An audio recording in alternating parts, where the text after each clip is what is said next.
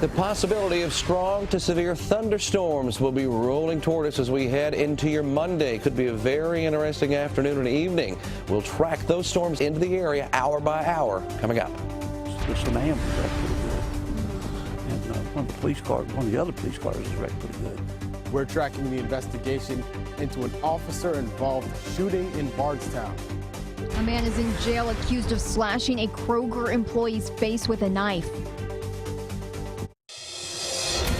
Tracking, alerting, protecting. This is WKYT News at 11. We're wrapping up another hot and humid day. Thanks for staying up with us. I'm Christine Kennedy. We're tracking some severe weather to start your work week. Meteorologist Jim Caldwell is tracking storms on the First Alert Defender. Yeah, we are tracking some thunderstorms out there tonight. They're still to our west. But tomorrow, that's going to be the big day for us during the afternoon and into the evening. What we have on Defender tonight, certainly active, just not in our area just yet. And we might just barely get a glancing blow out of some of the showers during the overnight. And the chances of that happening are actually relatively low as well. So Defender on the clear side generally around our area. We expand our view a little bit. And there you see more of the thunderstorms that have been sweeping out across parts of western Kentucky and Illinois and also into Indiana. If you notice the trajectory of that, overall continues to push more toward the northeast. So anything maybe on this southern flank might spill over into parts of our area overnight. But generally, I think most of us are on the dry side. It's tomorrow that's going to feature those better chances for showers and thunderstorms as we're tracking a frontal boundary into the area. All right, let's break it down for you. Tomorrow morning, it's calm and just plain old muggy, but a muggy morning just sets us up, especially in this case, for the potential of some showers and thunderstorms. We'll get into the evening.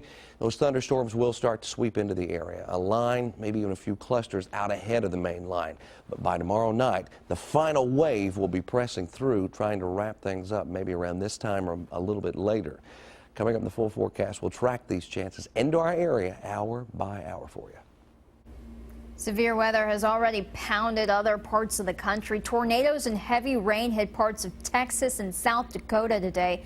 The strong storms have shook communities near Dallas. Rescuers had to help many stranded in the high waters in Crum, Texas, even a baby. I may drown in the process, but I will make sure the babies and everybody else is okay. One person died in Saturday's storms. Witnesses say a man tried to hit police officers with his car. Tonight, state police are investigating what led up to an officer-involved shooting in Nelson County. Troopers say the shooting happened this morning when Bardstown police started chasing a man who they say stole a car. We're told the driver rammed into police cruisers and even tried to run some officers over. WKYT's Sam Smith is in Bardstown talking with the police chief about the investigation. He has our top story at 11. Police say this chase ended in a shooting, and it started with a traffic stop. Police say the suspect was in a stolen truck. Deputies and officers pursued the suspect on Parkview Drive. They say the suspect used the stolen truck to ram 3 cruisers. The cruisers were totaled, and 3 officers were injured. All the officers, fortunately, are all minor injuries. They've all been treated and released and home relaxing right now, best as they can. The road was blocked off while police worked the scene, which meant drivers needed to find a new way around. And we saw the police cars and the red truck, and they were all gathered together there. And the policeman just jumped out the road and stopped us and told us we had to turn around. John Henkin and his wife were on their way to church when they came up to the scene. The tsunami was wrecked pretty good. And one of the other police cars was wrecked pretty good. The suspect was shot and taken to the hospital. Chief Rick McCubbin says 1 Bardstown officer and 1 sheriff's deputy were involved in the shooting.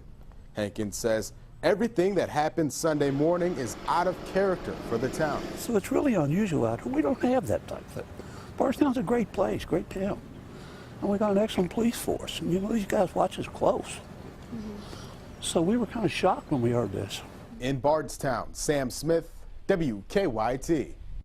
3 officers are on administrative leave. A Lexington man accused of slashing a Kroger employee's face with a knife is in jail tonight. This afternoon, police arrested Michael Buckner for an incident that happened yesterday morning. He's accused of stealing a cart full of items from the Kroger on Bryant Station Road and cutting an employee's face in the process. A man is now facing charges after police say he injured a woman in a robbery in Lexington. Police say the man was trying to shoplift from the Dollar General off North Broadway around 7:30 tonight. A manager, we're told, confronted him and tried to stop him, but he took off. In the process, he injured a customer in the store. She is expected to be okay.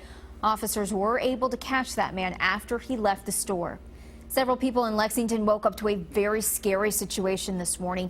Officers say 4 men broke into a home on Suburban Court around 4 a.m. and assaulted the individuals inside. One of the victims says someone put him and the others in the back room of the home for about an hour when the intruders threatened him and hit them. I mean, I prayed to God last night for forgiveness. I mean, I was just kind of pretty sure that we were all going to go. I mean, they were going to tell us, like, if we didn't give them any money, that they were going to start killing us. I mean, we didn't have anything. Investigators are still trying to figure out if the robbery was random or a targeted attack.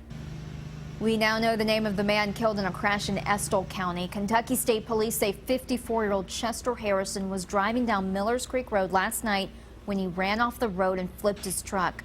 Troopers say he was not wearing a seatbelt and alcohol may have played a role in that deadly crash. We have a traffic alert for you tonight. Major construction is now underway on the south side of the University of Kentucky. Part of Alumni Drive between Tate's Creek and Nicholasville Road is now closed. The road will remain that way through the summer. Jordan Valines is tracking the changes. I saw the big signs, Alumni Drive closed May 10th, and I'm like, is today the 10th? Sunday marked the very first day of the construction project, a project expected to ease traffic headaches for thousands who typically travel along Alumni Drive from Nicholasville Road to Tate's Creek Road. Governor Steve Beshear recently spoke about the project and the influence it will have on the city and certainly the traffic surrounding the university. This new alumni corridor is part of a modernized infrastructure that has been needed to accomplish what is going on here at the University of Kentucky. The $5 million realignment project will include the addition of a bicycle lane and walking lane. Traffic engineers tell us these features, among others, will not only make the area safer, but less congested as well.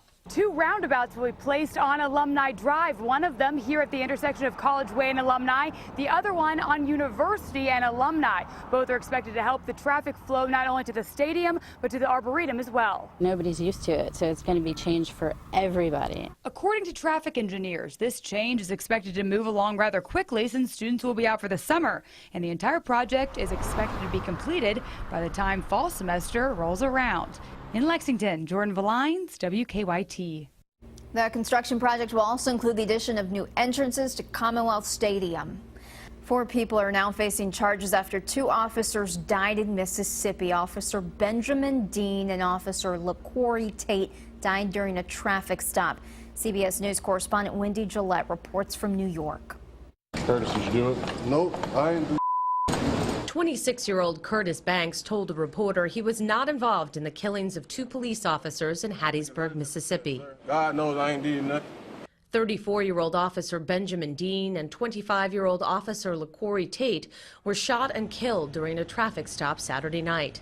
Police say Dean pulled over a Cadillac Escalade for speeding and then called for backup. I heard gunshots, and it was like 6 loud gunshots. So next minute I know, we see about 6 or 7, 8 police cars coming. Police say it's unclear right now who shot the officers. A 22-year-old woman named Joni Calloway and Banks's 29-year-old brother Marvin were both charged with capital murder. He also faces additional charges for allegedly stealing a patrol car. Curtis Banks was charged with accessory after the fact of capital murder. All 3 were arrested at different locations overnight. The officers died at the hospital. They worked feverishly to try and save both. It just wasn't so. Too much blood was lost and too much damage done internally. The suspects are scheduled to be in court Monday. Wendy Gillette for CBS News. The last time someone killed an officer in Hattiesburg was in 1984. The city's mayor says police arrested a 4th person on a charge of obstruction of justice. A Jefferson County mother is recovering tonight after her 2-year-old accidentally shot her. The shooting happened on Sunset Court in Linden Saturday night. Neighbors say that they heard a loud sound followed by officers and emergency responders. The emergency responders took the mother to University Hospital. She is expected to be okay. Hopefully a tragedy like this will bring them closer and make them realize as a family that there are some regulations that they need to follow and maybe some more safety precautions. Louisville Metro Police are investigating just how the toddler got their hands on the gun. Breathitt County firefighters are still working on putting out a fire that started Saturday morning. Firefighters say around 2 a.m. Saturday, the fire started in a commercial building on Quicksand Road. The Quicksand Volunteer Fire Department says it took them several hours to contain it and will be another few days before the fire is completely out. It's one of the most intense fires they've ever handled. About the middle of the building, it had broke through, the flames had broke through, and we thought we might have been able to have got a grip on it, but due to it having several floors, it just got in there and we could not get a grip on it. Crews still aren't sure what caused the fire, but they don't suspect any foul play. The affected part of the building, we're told, was vacant. No injuries were reported. A furniture store in Hardin County went up in flames this weekend. 8 fire departments went out to the fire at Lord Company. At one point, the flames were so big, the sheriff's office asked people to stay away from the downtown area. We're told the fire even damaged a nearby building. A couple of firefighters had to be treated for minor injuries. A Western Kentucky family is at the center of a court case getting worldwide attention. Joe and Nicole Nogler say the state took their 10 children from them because of their off-the-grid lifestyle and because their kids are homeschooled. The family lives in the small community of Garfield in Breckinridge County. Child Social Services say they took the kids because they don't have any running water in the home. The couples raised nearly $34,000 for their legal fight to get their children back. The Noglers are due in court Monday for a custody hearing. A reunion nearly 2 years in the making. A local Marine and his military dog are together again after serving with one another in Afghanistan. Basie is a specialized search dog trained to detect explosives. For 2 years, she was retired Marine Corporal Seth Hill's right-hand girl. The two spent 7 months together in Afghanistan, where Basie led the line in the search for IEDs. 2 weeks before they were set to head back to the States, Basie got an infection in her hip that required intense treatment at Lackland Air Force Base in Texas. Basically, they treat her just like a Marine if I was to get injured. Now the pair is back home in Carrollton with Seth's wife and son.